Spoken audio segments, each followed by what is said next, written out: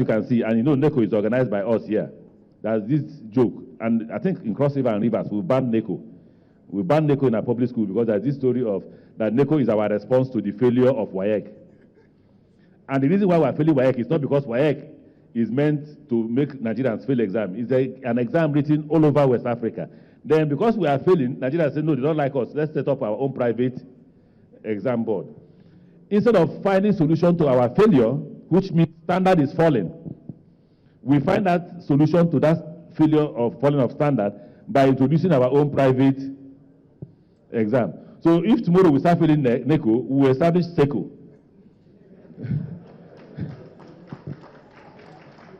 And that's why, as governor, I banned the writing of NECO in Rivers State until I leave office. If the next governor comes and he wants to write, that's his business.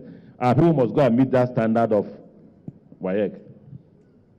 Now, how educated are Nigerian youths? Results from the West African Senior School Certificate Examination show that in most states, less than half of test takers pass.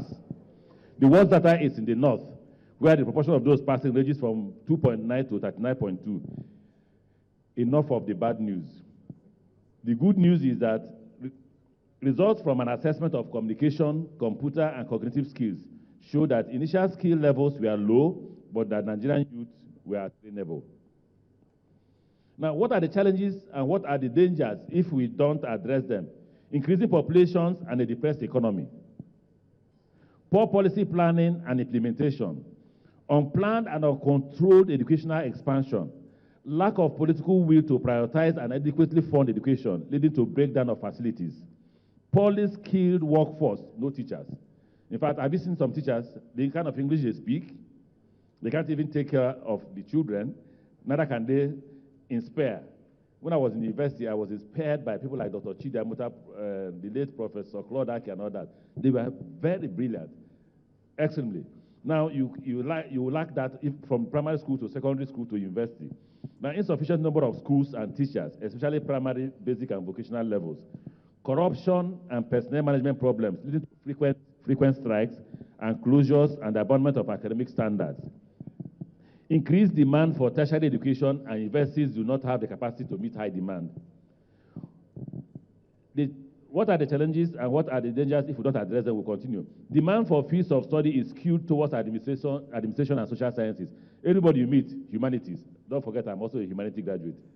Anybody you meet, social science. Anybody you meet, humanities. Nobody wants to study physics, chemistry, biology, or medicine, or engineering. Everybody is just rushing to get a certificate and look for something to do. Now, there's a clear preference for university education and declining demand for polytechnics, monotechnics, and colleges of education. Only about 25% of those who enrolled in polytechnics, monotechnics, and colleges of education complete their education in these schools. Over the last decade, Nigeria's ever-increasing population has put immense pressure on the country's resources and on already overstretched public services and infrastructure. With teenagers constituting a huge chunk of our population, the burden on education and other sectors has been overwhelming. Now you can see the result. Challenges in technical and vocational education. Enrollment. In polytechnics, 151,900 enroll, only 21,000 will graduate. In monotechnics, 11,624 would enroll, only 3,366 would leave the school. Technical colleges, 68,921 would enroll, 27,147 will get. So look at the figure. 232,448 would enroll. Only 51,000 will complete the education. The rest will disappear. Now, what are the dangers, challenges, and what are the dangers if we don't address them? Can you see that photograph? Have you seen it? Who are they? Exactly. So militancy in quotes, started out of hunger. You see the second one? That's militants surrendering their weapons. Have you seen it?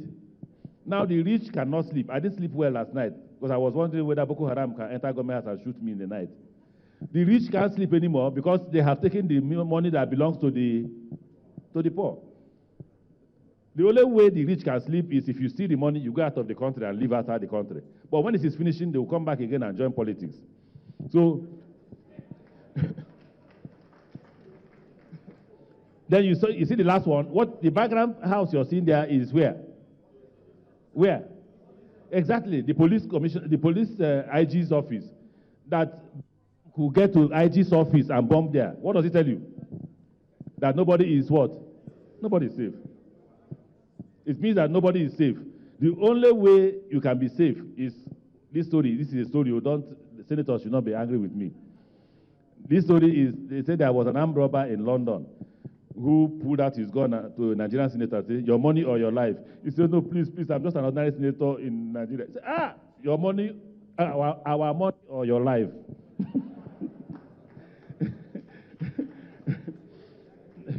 Now, the Luis Edes office that they attacked is Boko Haram, right?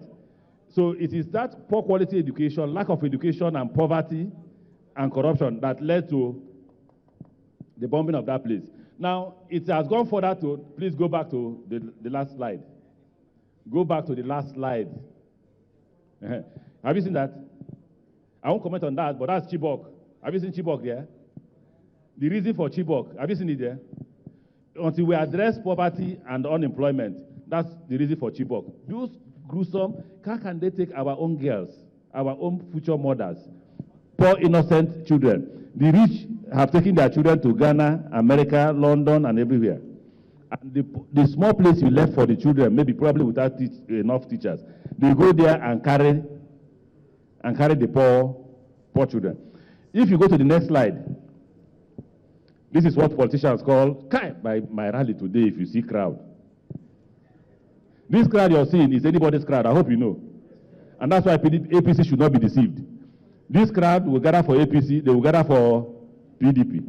Why are they gathering? Because at the end of the gathering, they are giving small money to go home. So if today,